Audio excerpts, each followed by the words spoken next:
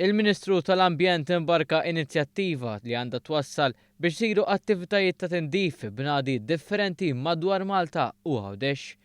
L-ewwel waħda seħħet fin-nofsinhar tas-Sibt filgħodu meta numru ta' għaddaża u ħaddiema mill-Wasteserv f'kollaborazzjoni mal-Ministeru tal-Ambjent natfu ż-żona magħrufa bħala l-Banjijiet tal-Belt Valletta mill-iskart ta' taħt il-baħar. Il-Ministru għall-Ambjent José Herrera qal li din se tkun inizjattiva mifruxa mal-pajjiż kollu. Fil-ġimgħat li ġejjin se nħabbar pereżempju tniddif oħra f'żona partikolari fis-South illi għandha bżonn ukoll tindifa sewwa.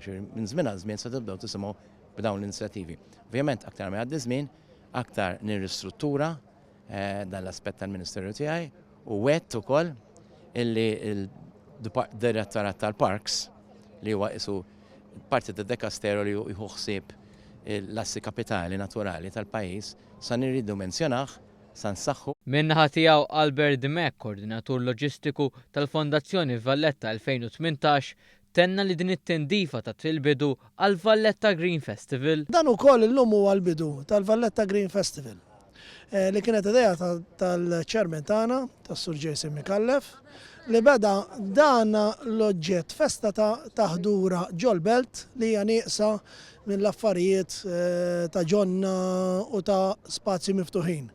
Allora din il-festa ma rridux ninsew li hija kollha marbuta mal-Valletta Green Festival li hija dil ħolma li qed tikber minn sena għal sena taċ-ċermen tagħna u jiena qed nipprova nagħti semi biex inkomplu nżidu u nħallu xi ħaġa warajna għal quddiem. Kienu madwar 17 l-għaddasa li ħadu sem u bħala apprezzament immedjat se jinbidel is-sellun imsaddat li jkun użat ta' kuljum minn mijiet ta' għaddasa fil-fossa fejn kien ereq l-HMS Mawri għal wieħed ġdid.